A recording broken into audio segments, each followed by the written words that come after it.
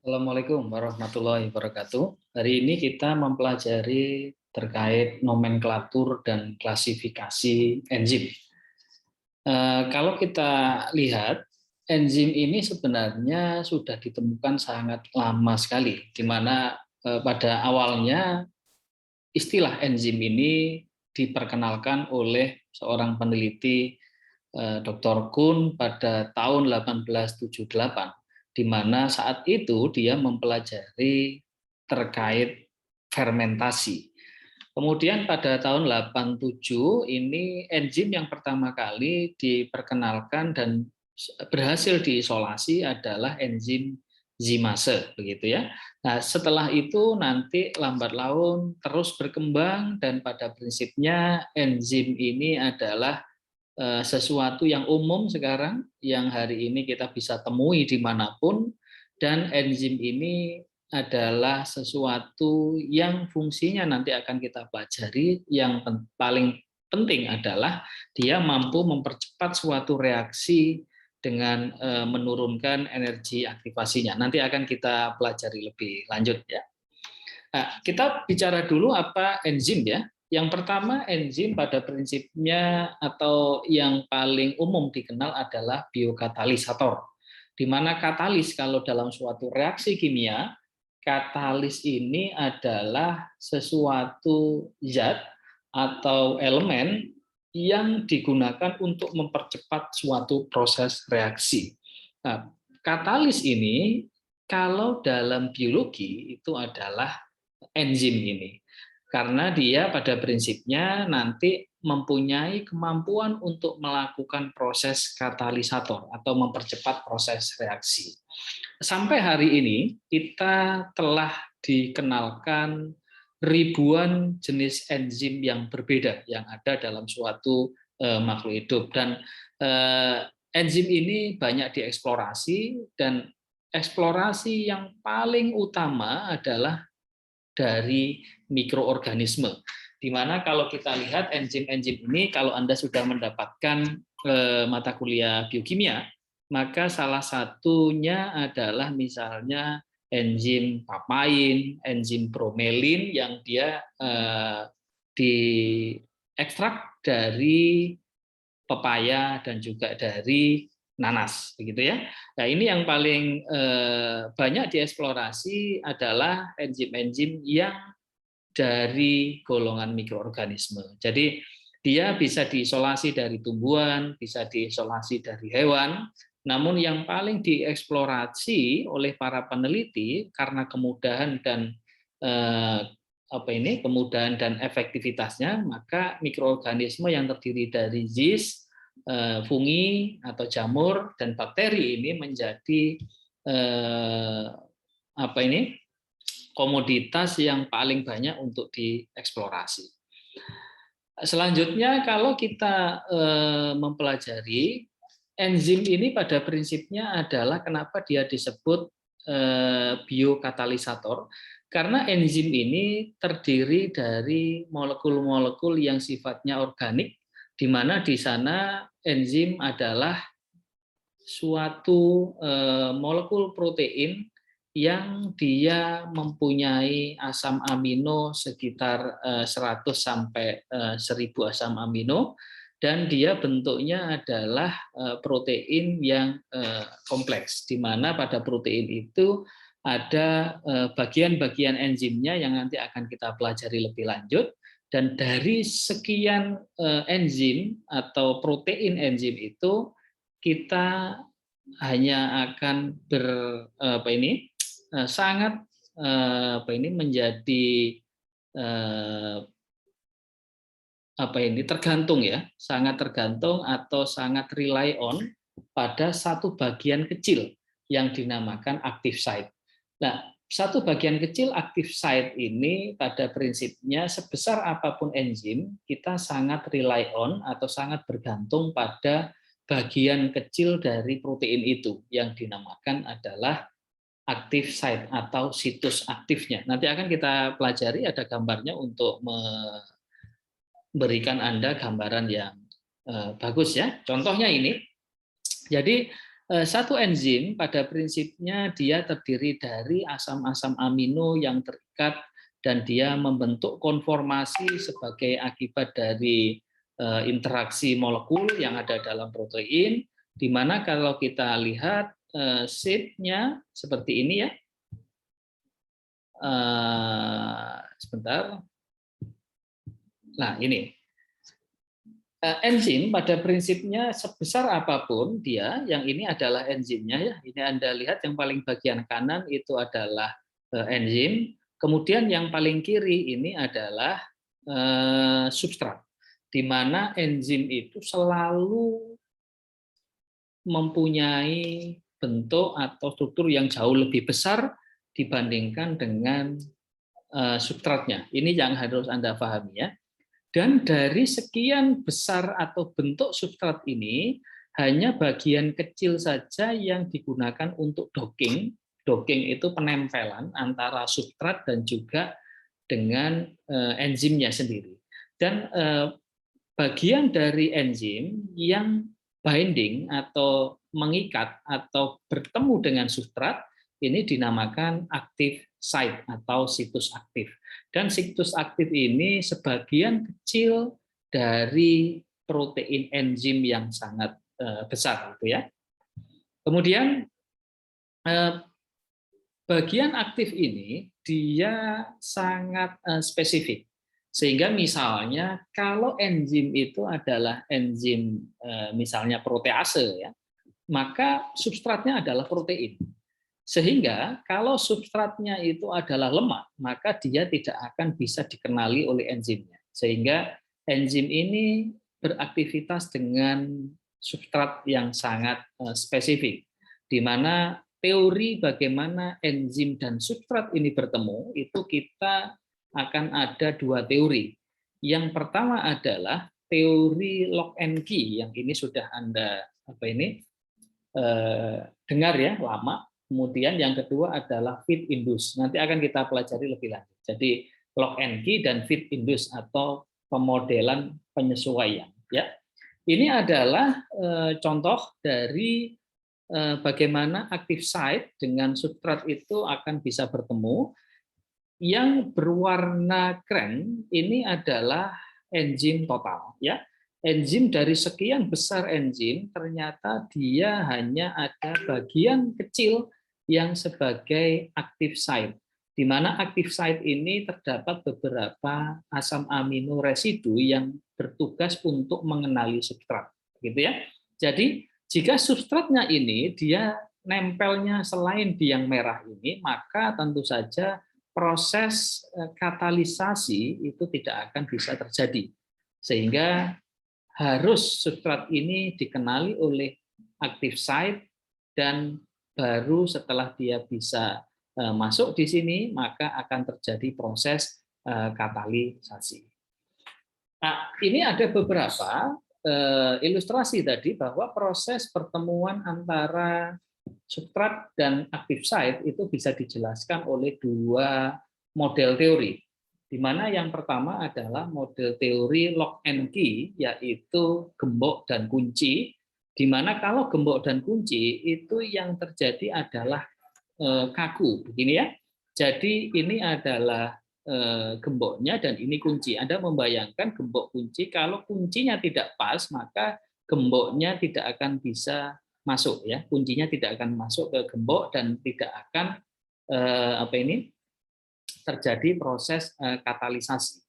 Namun jika kita bandingkan dengan yang model lain, itu adalah model yang lock and key dan induce feed. Ya, ini yang berbeda ya. Dua reaksi tadi dikumpulkan dan ada dua model. Yang pertama adalah lock and key dan yang kedua adalah induce feed. Di mana kalau di lock and key substratnya ini harus sama persis dengan bentuk aktif site-nya atau situs aktifnya. Kalau bentuk situs aktifnya itu seperti ini misalnya, maka substrat yang bisa dikenali adalah substrat yang memang bentuknya seperti ini. Jadi ini adalah lock and key. Jadi harus sama antara gembok dan kuncinya. Sedangkan yang kedua adalah model induce fit model, di mana yang menyesuaikan itu adalah enzimnya, di mana enzim ini nanti akan menyesuaikan dengan substratnya. Jadi kalau substratnya bentuknya segitiga, misalnya, kalaupun dia di sini tidak segitiga, maka dia masih akan bisa direaksikan dengan enzim, asalkan dia nanti bisa disesuaikan oleh enzimnya. Jadi enzim ini ternyata mempunyai kemampuan juga dalam merespon adanya substrat dengan cara merubah konformasi dari situs aktif enzimnya. Nah, ini adalah suatu modeling yang kedua ya. Kemudian bagaimana kita menggambarkan ada tidaknya enzim ini, apakah dia reaksinya akan bisa terjadi, begitu ya? Nah, kalau kita melihat teori enzim di sini, energi aktivasi dan reaksi, jadi suatu reaksi ini bisa terjadi tanpa dan dengan enzim. Kalau dia terjadi dengan enzim, maka prosesnya ini yang bawah. Kalau tanpa enzim, prosesnya yang atas. Nah, untuk menerangkan ini, kita buka untuk yang ini dulu, ya. Mohon maaf. Yang ini, bahwa ternyata untuk aktivitas enzim itu nanti kalau dia ada enzim itu sama nanti end produknya ini waktunya ini sama di sini, namun dia membutuhkan energi aktivasi yang lebih kecil dibandingkan dengan tanpa enzim. Jadi kalau misalnya metabolisme dalam tubuh kita itu terjadi tanpa enzim, maka kita bisa membayangkan energi yang harus kita punyai dan kita sediakan di dalam tubuh ini harus sangat besar sekali. Karena dia ternyata membutuhkan energi yang sangat tinggi jika tanpa enzim. Namun untungnya kita mempunyai sistem enzim di mana enzimnya akan menurunkan kemampuan menurunkan energi yang dibutuhkan. Kemudian kita masuk saja langsung karena itu ada pengantar tadi terkait nomenklatur untuk enzimnya. Nah, model nomenklatur enzim ini ada dua. Yang pertama ini yang model lama dan yang kedua model yang modern ya. Di mana kalau yang model lama itu dinamakan berdasarkan substratnya. Contoh misalnya protease, maka substratnya adalah protein. Tinggal biasanya nama substrat plus ase, di mana ini kalau lipid maka lipase, kalau selulus maka selulase. Ya, selalu ada selulase. Ada beberapa pengecualian, misalnya pepsin, tripsin, kemudian beberapa renet, contohnya itu semuanya dia pengecualian. Namun secara umum penamaan ini dikenalkan oleh International Union of Biochemistry pada tahun 61. Di mana proses penamaannya itu sederhana, hanya substrat plus ase saja. Nah, di substrat plus ase ini ternyata setelah perkembangan zaman hal ini tidak cukup untuk bisa menggambarkan ribuan dari enzim. Oleh karena itu dibentuk suatu proses atau model penamaan baru, di mana model penamaan atau klasifikasi enzim yang baru ini didasarkan pada jenis reaksinya. Begitu ya. Jenis reaksinya ada oksidoreduktase, transferase, hidrolase, liase, isomerase, ligase, dan nanti ada yang paling terakhir. Nanti akan saya tunjukkan yang baru ditemukan reaksinya ini pada tahun 2018 dan diakui. Gitu ya. Nah, beberapa enzim penamaannya atau klasifikasinya itu berdasarkan tipe reaksi, di mana proses penamaannya dengan menggunakan 4 huruf coding. EC, enzim komisi atau enzyme commission, kemudian diberi kode huruf angka. Angka yang pertama ini adalah menggambarkan kelas reaksinya. Kelas reaksi itu contohnya adalah di sini. Kalau dia 2, maka dia adalah transferase. Kalau EC 4 misalnya, maka pasti golongan enzim yang reaksinya itu liase. Jadi dia membentuk double bond ya, dengan menghilangkan 1 atau 2 grup kimia. Nah, di sini nanti selanjutnya diikuti oleh kode angka yang kedua. Kode angka yang kedua adalah mentransfer fosfor di sini. Kalau yang di sini. Nah, ini tidak perlu Anda hafalkan. Yang perlu dihafalkan itu hanya mungkin 1, 2, 3, 4, 5, 6, sampai 7 ini saja. Karena di dunia itu model reaksi enzim itu hanya ada 7. Di buku-buku sebelum tahun 2018, Anda pasti semuanya, bahkan sampai sekarang itu banyak orang yang masih belum tahu bahwa ada model reaksi yang ketujuh. Nanti akan kita bahas ya. Nah, ini tugas Anda untuk menjelaskan bahwa reaksi untuk enzim tipenya itu sudah ada 7, tidak lagi 6. Dan ini dimulai tahun 2018 kemarin. Ini contoh dari proses reaksi katalisis dari enzimnya. Oksidoreduktase, dia mentransfer elektron sehingga menjadi oksi dan reduksi. Ya, contohnya adalah alkohol dihidrogenase. Kemudian transferase, dia mentransfer gugus yang di sini B dan C, kemudian ditransferkan ke B, maka nanti akan menjadi seperti ini. Contohnya adalah misalnya transglutaminase, heksokinase, dan beberapa contoh yang lain. Hidrolase ini adalah dengan aktivitasnya membutuhkan air. Ini adalah kelompok yang paling Anda ketahui. Jadi Anda kalau mengenal protease, lipase, selulase, dan yang lain itu semuanya adalah golongan dari hidrolase. Jadi enzim hidrolase ini mungkin adalah golongan enzim yang paling banyak Anda kenal, ya, yang hidrolase ini.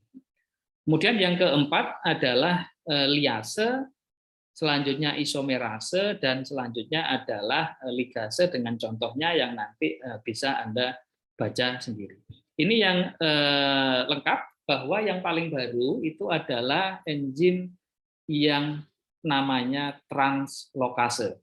Di mana enzim ini adalah dia memindahkan atau menggerakkan ion pada satu molekul untuk menyeberangi membran, dan ini biasanya contohnya adalah pada proses keluar masuknya suatu molekul dalam sel, dan dia contohnya ABC type transporter enzyme. Ini ada beberapa ya contohnya, meskipun tidak banyak Mas Yan, namun ini sudah diakui pada tahun 2018 oleh komisi yang menggawangi untuk yang enzim ini, dan dia ditambahkan sendiri dalam satu enzim komisi EC7 ya. EC7 ini ada tambahan translokasi. Jadi kesimpulannya adalah di dunia ini enzim bisa dibagi menjadi 7 klasifikasi berdasarkan dari jenis tipe reaksinya. Enzim yang paling terlahir, translokase, adalah enzim yang baru diperkenalkan klasifikasinya pada tahun 2018. Dan nanti enzim ini nanti kalau di ujian misalnya saya menyebutkan EC4 itu golongan dari enzim apa, maka Anda harus menjelaskan EC4 itu adalah golongan enzim liase. Jadi untuk itu, karena tadi kita sudah membahas ada ribuan enzim, maka ada beberapa basis data yang bisa digunakan untuk melihat dia enzimnya jenis apa. Contoh kalau Anda tidak hafal, makanya saya tidak ingin Anda menghafalkan, Anda cukup menghafalkan 1 sampai 7-nya saja untuk yang paling depan. Kalau misalnya EC351 misalnya, tinggal Anda tuliskan di sini EC351, maka nanti akan ada enzimnya ini apa namanya dan seterusnya, keterangannya. Dan basis data ini bisa Anda akses dengan menggunakan laman enzyme.expasi.org. Ada juga yang lain, misalnya Brenda, ada juga yang lain, banyak sekali. Contohnya enzyme database. Ini juga kita bisa melakukan proses analisis. EC-nya klik di sini, nanti go, nanti akan kelihatan juga. Di sini kita bisa ngeklik untuk enzyme by class, nanti hasilnya akan seperti ini. Enzyme by class tadi kita sudah menjelaskan, Anda enzim 1 EC1 berarti oksidoreduktase dan seterusnya. Ini contohnya saya klik untuk yang hidrolase. Kemudian kalau ini kita klik lagi, maka 31 akan muncul 311, 312, 313 begitu ya. Sampai seterusnya 4 kode angka di belakang EC. Di sini ini adalah yang paling banyak Anda kenal untuk enzimnya adalah enzim hidrolase. Jadi enzim hidrolase adalah enzim yang paling dominan yang mungkin pernah Anda ketahui saat Anda belajar enzim. Namun enzim ini masih ribuan, oleh karena itu dibedakan menjadi 7 klasifikasi enzim berdasarkan dari tipe reaksinya. Demikian untuk hari ini, dan jika ada pertanyaan dan beberapa yang perlu didiskusikan, silahkan langsung menuliskan pertanyaan dan diskusi ada di laman Google Class ya. Demikian hari ini saya akhiri, bila taufiq wal hidayah. Assalamualaikum warahmatullahi wabarakatuh.